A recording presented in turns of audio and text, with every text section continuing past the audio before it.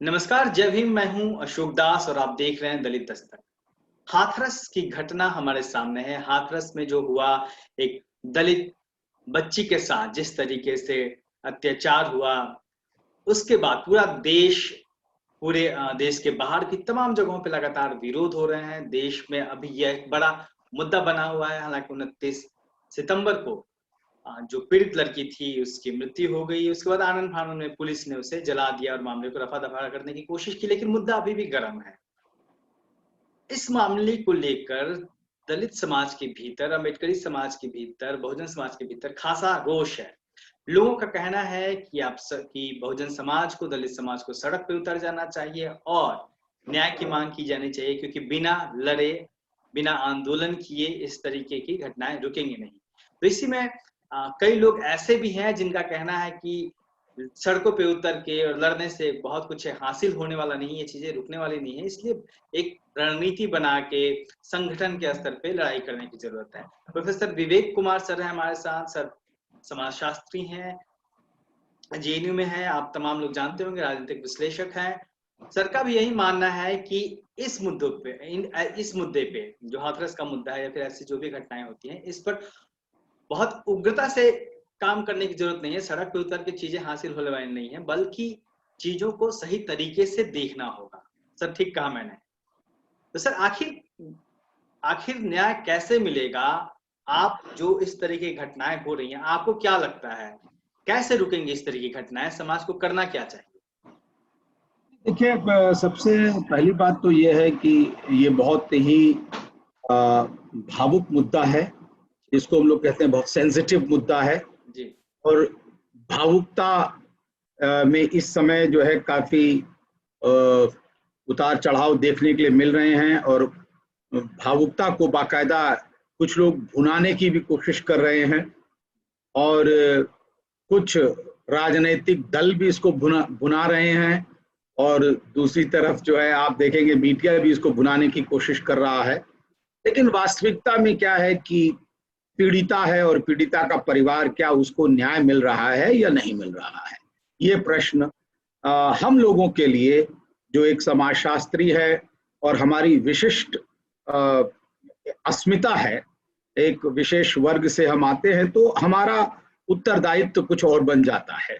तो इसलिए इसको ठहराव रख करके देखना और सोचने की बात है। पहला प्रश्न उठता है कि आखिर दलित समाज पर अपराध होते ही क्यों हैं जी। और उस अपराध की जो तीव्रता है या उस अपराध की जो क्वांटिटी है, नंबर हैं, वो कितने हैं, ये हमें, मुझे लगता है, पड़ताल करनी पड़ेगी। और फिर उसके बाद जब हम ये पड़ताल कर लेंगे कि कितने अपराध होते हैं और वो क्यों होते हैं, तब कहीं जाकर के हम ये सोचेंगे कि क्या हमें धरना प्रदर्शन से ही निजात मिल पाएगी या हमें धरना प्रदर्शन से न्याय मिल पाएगा या नहीं मिल पाएगा। तो मैं यहाँ पर छोटा सा एक आंकड़ा आपको देना चाहता हूं, और इत्तेफाक से नेशनल क्राइम रिकॉर्ड ब्यूरो की 2019 की रिपोर्ट भी आ गई है। नेशनल क्राइम रिकॉर्ड ब्यूरो की 2019 की रिपोर्ट आ गई है, और उसके जैसे कि वॉल्यूम 2 में शेड्यूल कास्ट और शेड्यूल ट्राइब पर जो अपराध होते हैं उनका जो विश्लेषण होता है वो इसके वॉल्यूम 2 में होता है, और वो अक्सर 510 पेज पर।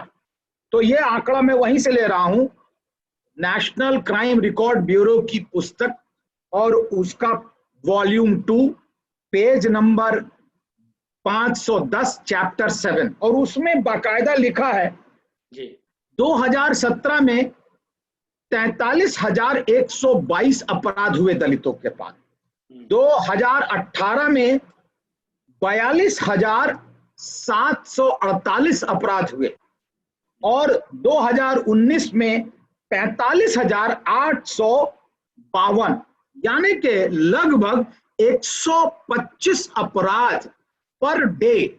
अगर आप भाग कर ले 365 से निकल आएगा। जी। अगर इसमें बलात्कार के या इसको वो लिखते हैं outraging the modesty of women.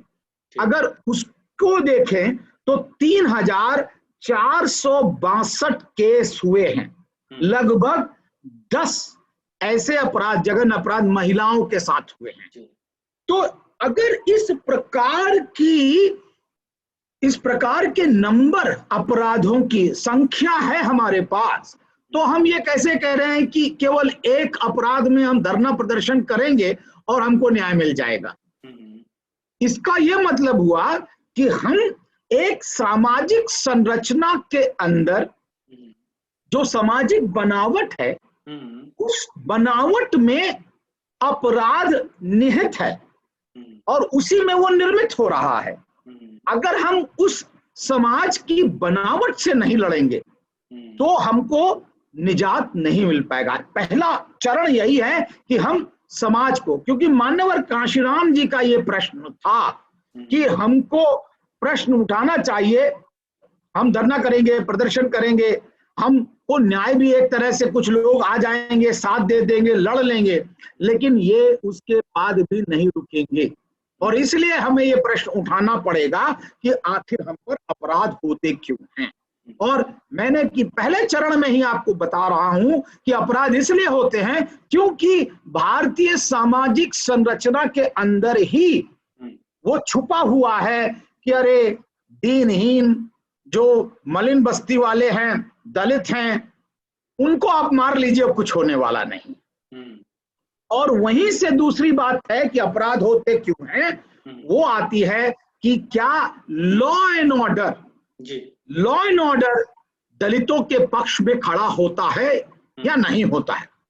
और इसीलिए संविधान जब बन रहा था उस समय बाबा साहब ने बाकायदा इंगित किया था, नहीं, प्रशासन दलितों के साथ नहीं है, और इसलिए हमें यह व्यवस्था करनी पड़ेगी। तो धारा 17 ही नहीं बनी, केवल अनटचेबिलिटी नहीं अबॉलिश हुई, 1955 तक आते आते बाकायदा अनटचेबिलिटी एक्ट बन गया 1955 में, और 1971 में सिविल जो डिसेबिलिटी एक्ट था वो भी आ गया कि इनके साथ रहेंगे। और 89 में आकर के इसीलिए शेड्यूल कास्ट और शेड्यूल ट्राइब अपराध निवारक कानून बना, जिसको लगातार शिथिल करने का प्रयास किया गया। तो अब आप ये देखिए कि क्या ये कानून विधिवत लागू हो रहे हैं, क्या शेड्यूल ट्राइब लागू हो रहे हैं या किया जा रहा है। इसलिए हमको ये देखना पड़ेगा कि हमारी लड़ाई सामाजिक संरचना से है, और दूसरी तरफ ये जो संघर्ष है वो इसलिए है क्योंकि जो न्याय देने वाले लोग हैं वो अपने आप को जो है इस तरह नहीं लागू करते, न्याय व्यवस्था नहीं लागू करते, जैसे कि इसी में देखा गया कि इतनी जघन्यता कि आप 2 बजे सुबह या 2:30 बजे सुबह किसी मृत की बॉडी को उसके परिवार को सौंपे बगैर आप उसको जला दें, उसका अंतिम संस्कार ना करने दें, तो ये तो जघन्यता की पराकाष्ठा हुई। तो अब आ गया ये दूसरा पड़ाव कि जिसमें अपराध जो हो रहे हैं वो जो कानून व्यवस्था है वो सहयोग नहीं कर रही है।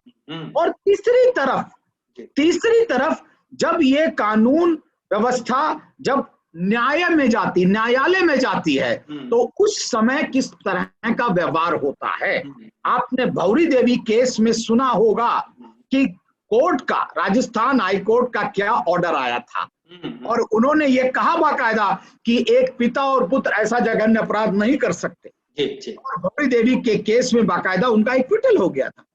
तो इसलिए सामाजिक संरचना, न्याय और एडमिनिस्ट्रेशन और न्यायिक व्यवस्था, ये तीनों मिला करके हमें शेड्यूल कास्ट को न्याय देने की बात करते हैं। अगर ये तीनों में नहीं होगा जी तो फिर आप कैसे न्याय ले पाएंगे। ये मेरा सर एक चीज ये भी बात है कि फिलहाल जब दलितों के पास सत्ता नहीं है, तमाम चीजें नहीं है, तो जब ऐसे अपराध होते हैं, जैसे आपने कहा कि अपराध रुकते नहीं हैं, लेकिन कहीं ना कहीं से तो आवाज उठानी पड़ेगी। अगर अपराध होते रहें और आप विरोध ना करें तो फिर आखिर ये रुकेंगे कैसे? क्योंकि सत्ता तो आपके पास है नहीं। और देखिए क्या सत्ता, और क्या सिर्फ सत्ता ही ये ये तय करेगी कि हाँ, अगर सत्ता में आ गए तो अपराध बिल्कुल नहीं होंगे? नहीं नहीं, मैं ये नहीं कह रहा हूं कि सत्ता में आने से रुकेंगे। मैं ये कह रहा हूं कि आप कह रहे हैं धरना प्रदर्शन जी जरूरी है, ये बात निकल करके आ रही है आपके आपके प्रश्न से। मैं ये पूछना चाह रहा हूं कि ऐसे कौन से लोग हैं जो धरना प्रदर्शन कर रहे हैं, पहले आप उनकी शिनाख्त कीजिए। या वो लोग हैं जिनकी राजनीतिक जमीन निकल गई है और वो फिर से अपनी राजनीतिक जमीन को पाने की कोशिश कर रहे हैं? मैं साफ कहना चाहूंगा, डीएनडी में जो गिरफ्तारियां हुई वो क्या वास्तविकता में न्याय दिलाने के लिए हो रही थी? ये कोई भी बता सकता है। दूसरा, कल जो जंतर मंतर में हुआ और कुछ एक्टर आ गए और उन्होंने एक दिन का धरना प्रदर्शन किया और उसके अंदर बाकायदा दिल्ली के जो है मुख्यमंत्री भी आ गए, उन्होंने भी एक दिन का धरना किया। क्या एक दिन के धरने से न्याय मिल गया?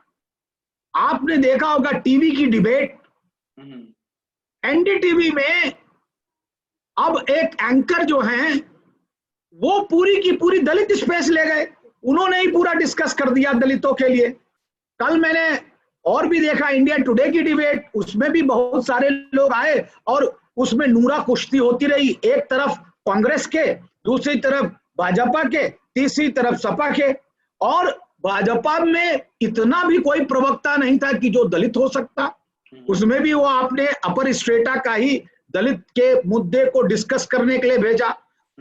तो आप ये देखिए कि सब लोगों ने अपना पक्ष तो रख दिया, लेकिन वो दलित महिला को, दलित परिवार को, दलित जो हमारे दबे कुचले लोग हैं, क्या उनको ये न्याय मिला या उससे उस पर कुछ असर पड़ा?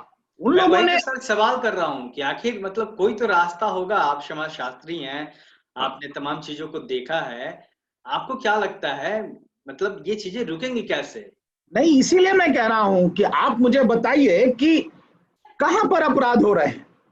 आपने अभी बताया जैसे कि मैं 3-4 जगह का आंकड़ा भी दे दूं, आप कहिए तो। बिहार में 2018 में 7,061 वारदातें हुई दलितों पर। गुजरात में जहां पर बहुत कम दलित हैं वहां पर भी 1,416 वारदातें हुई। मध्य प्रदेश में चले जाएं तो वहां 5,300, जबकि अभी भी सरकार बदली है। और उत्तर प्रदेश में 2019 में 11,829 वारदातें, यानी कि 32 वारदातें पर डे। ये क्या दिखाता है? ये दिखाता है कि जब आपका सामाजिक आंदोलन, आपका राजनीतिक आंदोलन छीड़ हुआ और जब आपके आंदोलन कमजोर पड़े तो जो दूसरा समाज है, दीगर समाज है, वो ये देख रहा है कि नहीं, अब आपको बचाने वाला आंदोलन नहीं है और इसलिए वो अपराध लगातार करता जा रहा है। दूसरी तरफ जो लोग अपराध कर रहे हैं उनको बाकायदा संरक्षण मिल रहा है। और ये आप उठा करके एनालिसिस करके देख लीजिए कि क्या संरक्षण मिल रहा है या नहीं मिल रहा। तो जब आपको सत्ता से लड़ाई हो रही है, जब एक विचारधारा से लड़ाई हो रही है और विचारधारा इस प्रकार की जिसका अपना कैडर है उससे लड़ाई हो रही है, तो क्या आप केवल और केवल धरना प्रदर्शन करके लड़ाई जीत पाएंगे? आपको भी संगठन बनाना पड़ेगा, आपको भी कैडर बनाना पड़ेगा, आपको भी अपनी विचारधारा बनानी पड़ेगी, आपको भी अपना जो है संगठन बनाना पड़ेगा, तब कहीं आप बराबर की लड़ाई लड़ पाएंगे। वरना फौरी तौर पर तो लगता है कि आपने गए और आपने जो है धरना प्रदर्शन किया और आपका भी मन साफ हो गया कि अरे यार हमने कुछ कर लिया, लेकिन वास्तविकता में ये नहीं हो पा रहा। मान्यवर कांशीराम 1971 में मेला ऑन व्हील्स लगा करके, क्योंकि उस समय एट्रोसिटीज बढ़ गई थी जी। और आपने 2014 में भी देखा कि गुजरात में रोहित वेमुला के केस में कितने अपराध हुए, लेकिन क्या धरना प्रदर्शन से कहीं पर बात बनी है अभी तक? इसलिए लोगों का रोष जायज है, बट नेचुरल है। और लोग कहते हैं कि अगर वो हमको समझाते हैं लोग कि अगर आंदोलन सड़कों पे नहीं होंगे तो पार्लियामेंट जो है वो बेलगाम हो जाएगी।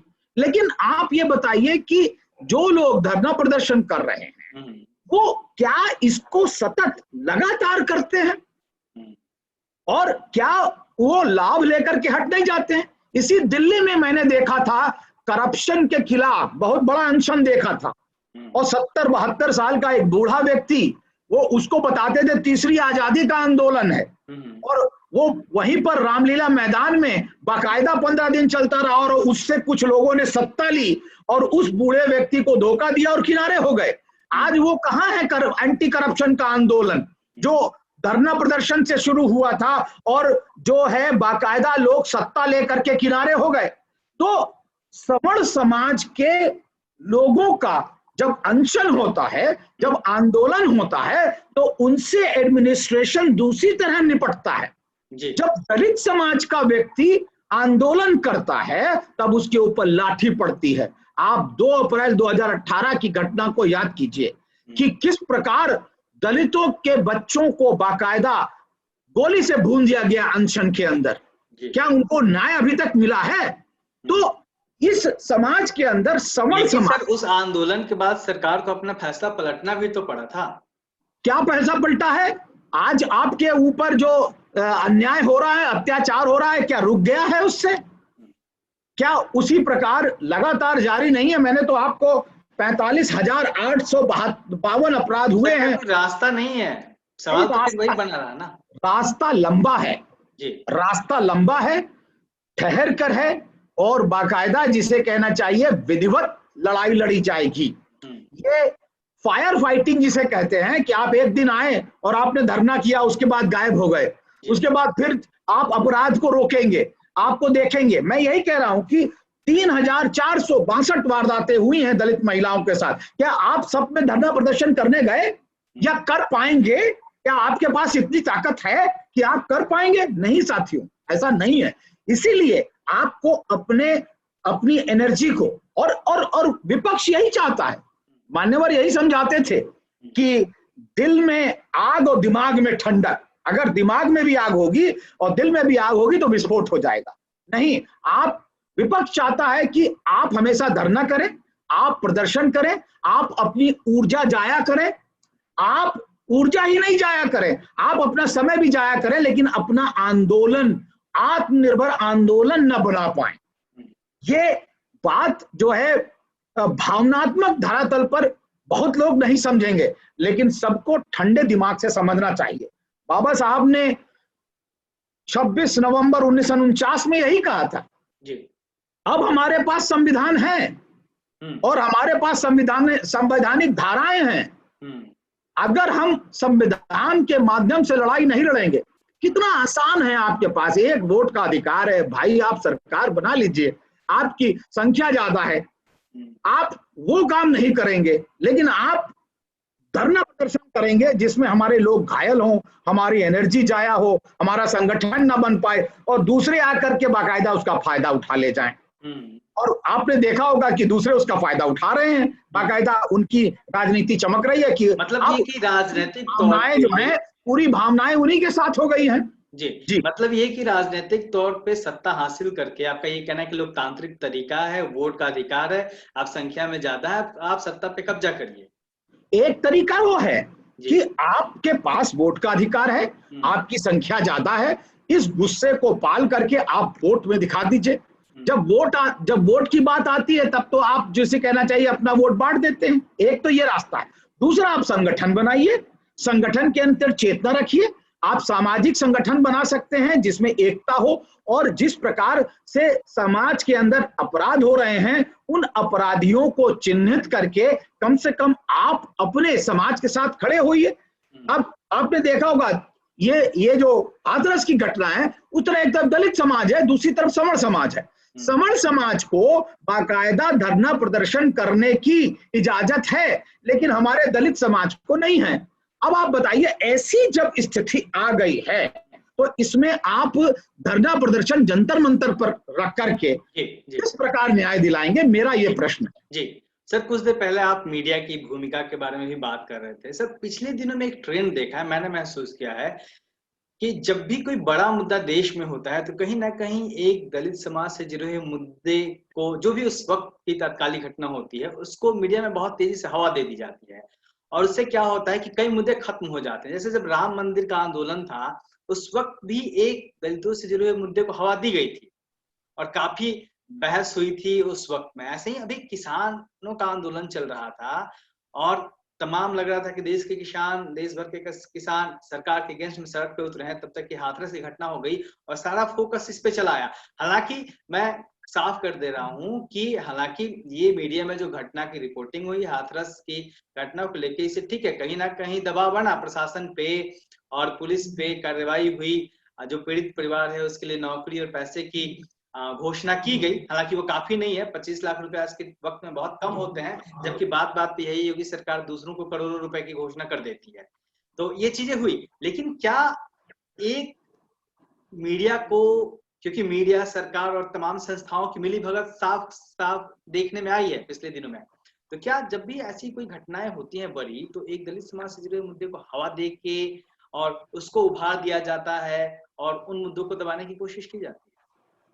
देखिए, हमें मीडिया का नेचर और उसका कैरेक्टर समझना है, समझ में आता भी है, और इसीलिए शायद आपने अपना ऑल्टरनेटिव मीडिया बनाया, क्योंकि नव उदारवादी जो न्यू लिबरल इकोनॉमी थी, अर्थव्यवस्था थी, उसके अंदर कोई भी अब मीडिया हाउस मिशन नहीं है। सब कमीशन पर आए हैं और सब के सब फायदा, मुनाफा उठाना चाहते हैं, मुनाफे के लिए ही आए हैं यहाँ पर, और मुनाफा जो है वो टीआरपी में होता है। और इसीलिए आपने देखा होगा कि लगातार जो है जो मुंबई के कुछ एक्ट्रेस को लेकर के लगातार बड़ा ही जघन्य रूप से कवरेज चलता रहा और टीआरपी मिलती रही लोगों को, उससे समाज को लेना देना नहीं है।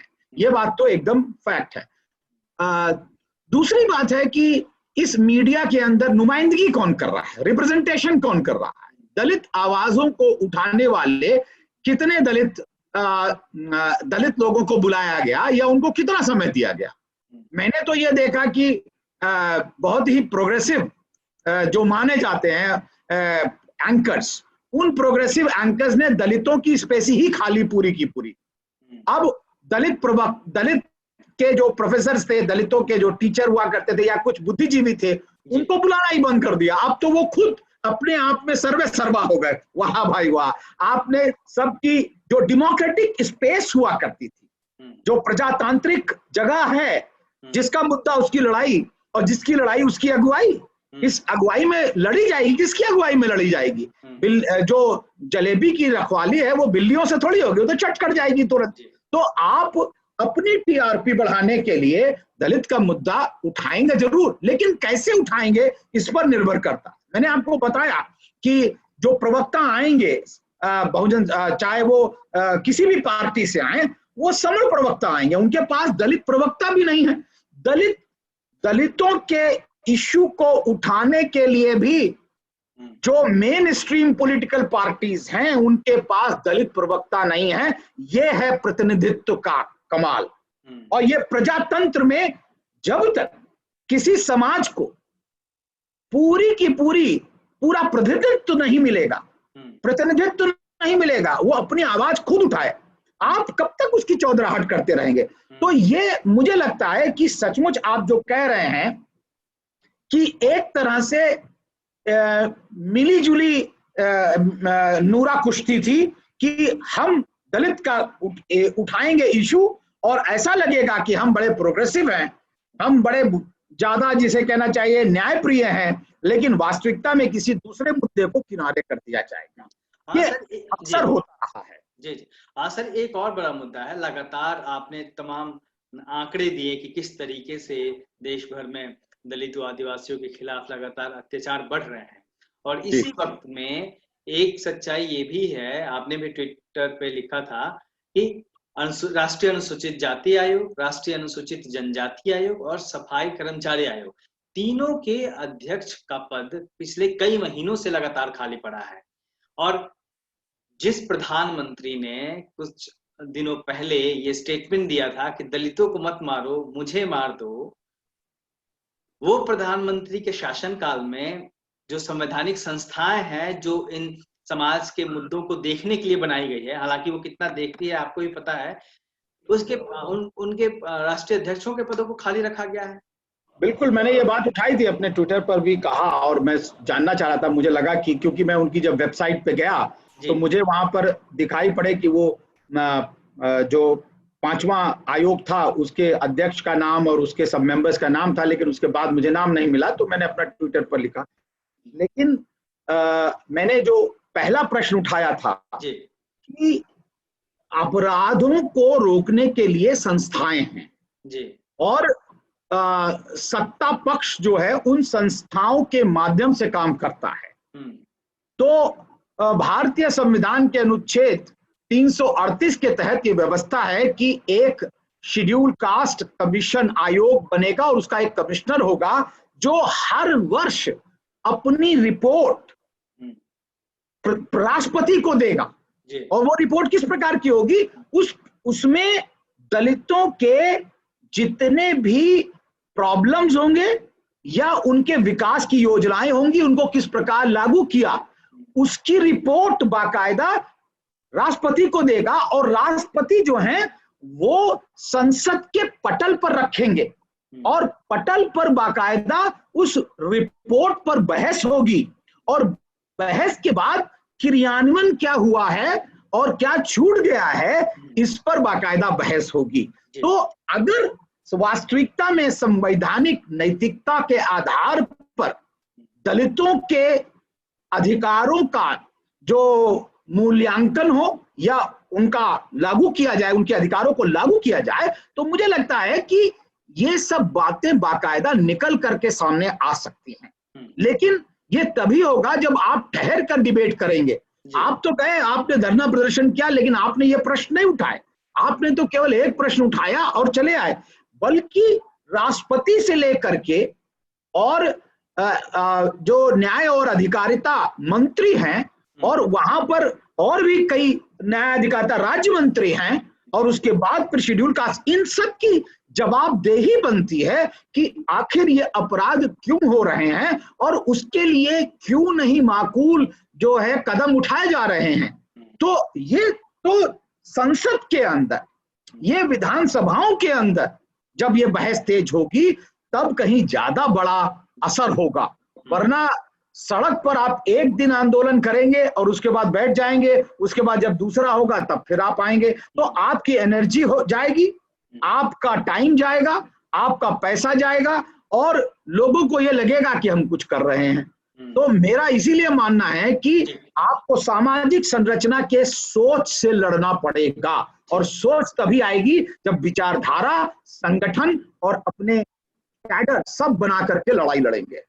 तो दर्शकों, सुना आपने प्रोफेसर विवेक कुमार ने क्या कहा कि सड़क पे लड़ाई लड़ने की बजाय संवैधानिक रूप से लड़ाई लड़नी पड़ेगी। इस बारे में सोचना होगा, जो मान्यवर भी कहा करते थे कि आखिर अत्याचार होते क्यों है, जड़ पे जाना होगा, जड़ के बारे में सोचना होगा और उस पे किस तरीके से प्रहार किया जाए ताकि ये अत्याचार होना ही बंद हो जाए। और जैसा कि सर बता रहे थे कि लोकतांत्रिक तरीका है, संवैधानिक तरीका है और उसके जरिए वोट की ताकत है, उसका इस्तेमाल करके इन चीजों को रोकने की कोशिश की जानी चाहिए ताकि ये चीज जड़ से खत्म हो जाए। और क्योंकि अगर हम रोज रोज सड़क पे उतर के लड़ाई लड़ेंगे तो शायद ये लड़ाई कभी खत्म होने वाली नहीं है। हालांकि सड़क पे उतरना भी कई मौकों पे जरूरी हो जाता है और बिना आंदोलन की चीज आगे नहीं बढ़ती, लेकिन प्रोफेसर विवेक कुमार ने जो कहा वो एक बहुत ही देखिए, आपको अशोक जी अनशन और आंदोलन में अंतर करना पड़ेगा।